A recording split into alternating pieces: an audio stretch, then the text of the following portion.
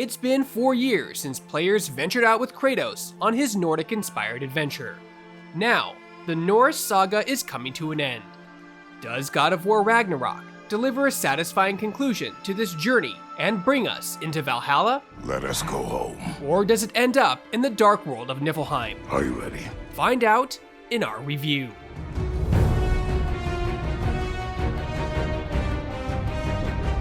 Hey folks, if you enjoy this video review, be sure to hit that like, subscribe, and notification button. It's 3 small clicks for you, but means the world to us. Let's get started. The story of God of War Ragnarok picks up a few years after the events of the first game. The previous actions of Kratos and Atreus have ushered in Fimbulwinter, dramatically altering the climate of the 9 realms. In his tireless drive to be prepared, Kratos has been training Atreus over these past years in anticipation for what comes next, whether it's Ragnarok or something else. Think it's ever gonna get better?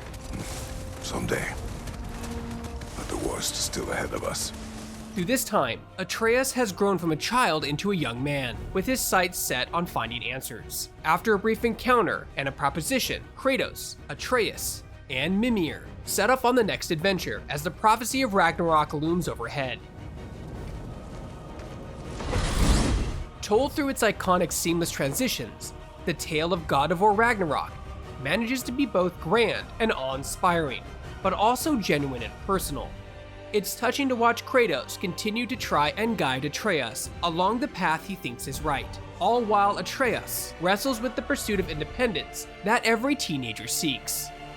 I need more than that. I need answers. Answers you don't have. Answers only your mother had. The narrative does wonders to expertly sidestep the common trope of moody and unlikable teenagers. Atreus often psychs himself up before a talk by having solo conversations where he plays both sides. He'll offer up his own wishes, and then imagine the retorts his father would make. It's a genuine moment that reminded me of my own youth, practicing an idea before taking it to my parents. All right. You won't be sorry. These emotional and reliable moments are sprinkled all throughout the story. Despite its fantastical setting and its grandiose world building, the characters, relationships, and themes are all grounded. It's impossible not to be drawn into Kratos' single dad struggles, Atreus' lack of agency and desire to learn who he is, or the myriad of other characters and their plights. That had to be a dream. More than once throughout this unforgettable narrative, I found myself welling up with emotion. The way the writers continue to develop and grow these characters is commendable. But it wasn't just tears I was shedding. I also was hooting and hollering with excitement or laughing at the comedic timing. Anybody need a snack? Kratos? Snack? I do not need a snack. While the writing is impeccable, what lifts the narrative further are the performances. Christopher Judge as Kratos and Sunny Sujic as Atreus come together to create some of the most emotionally raw scenes in a video game to date.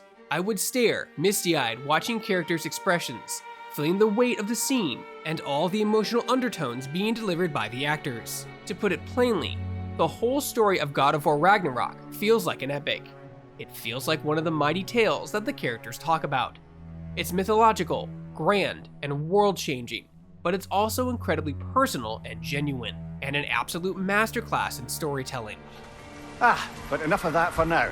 God of War Ragnarok's excellence flows from its narrative into its gameplay.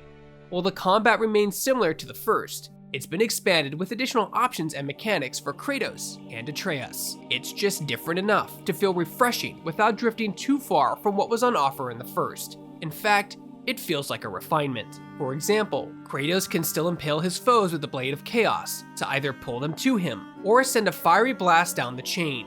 These skills now exist as 2 unique moves attached to 2 different buttons, and each boasts powerful upgrades. The changes to each weapon's systems are subtle and overall improve the formula.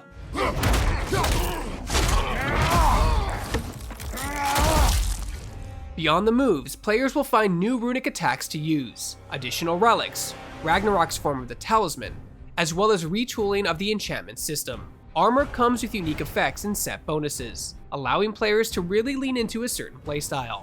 I switched between a couple of sets, one that increased my base damage for a short time after using a runic attack, and another that increased a drop chance of health gems. Weaving these together allows Kratos and Atreus to feel like a powerhouse throughout the campaign. This is heightened thanks to the soundtrack, which is of mythological proportions. As Kratos swings his axe and carves up foes, the music swells and crashes. During intense quick-time cutscenes, the orchestral score explodes to the beat of Kratos' fist. Everything about the combat and music leaves you feeling powerful. To that point, I was concerned I wouldn't have the opportunity to flex my power and test my mettle in difficult boss fights at the end of the story. Thankfully, Ragnarok has its own sort of Valkyrie-like encounters to keep you busy. These are a brutal challenge and exactly what the game needs to keep players tweaking their builds and collecting resources to upgrade their gear. God of War Ragnarok is not strictly an open-world game. Like the first, there are realms to visit and explore, each with their own unique environments, side quests, collectibles, as well as Nornir chests with some light puzzle mechanics. The puzzles also have their own separate setting in an expansive accessibility menu, giving players more time or slowing down objects to make them more forgiving.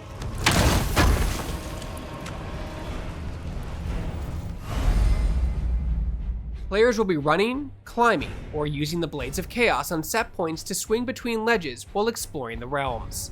There is a new addition in the form of a sled pulled by 2 wolves that allow Kratos and Atreus to move around the snow-covered realm of Midgard with ease. In the warmer environments, the canoe returns, and although it is a bit cumbersome to use, it offers an opportunity to hear Mimir's stories and soak up the gorgeous vistas.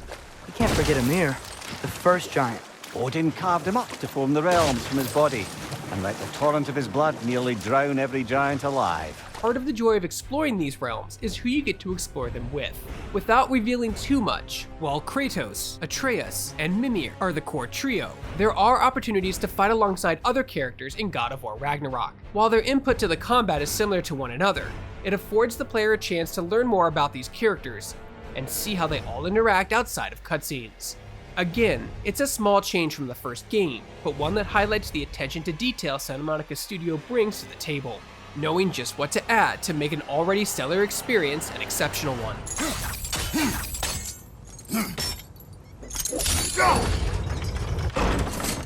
That should help.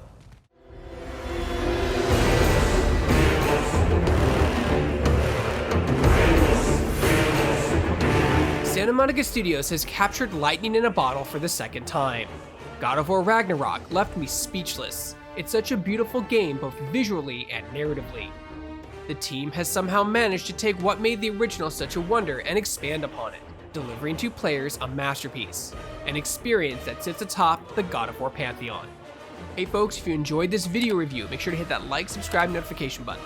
It's 3 small clicks for you, but means the world to us. For more video reviews and everything else gaming related, you're already in the right place. You're on Shacknews.com.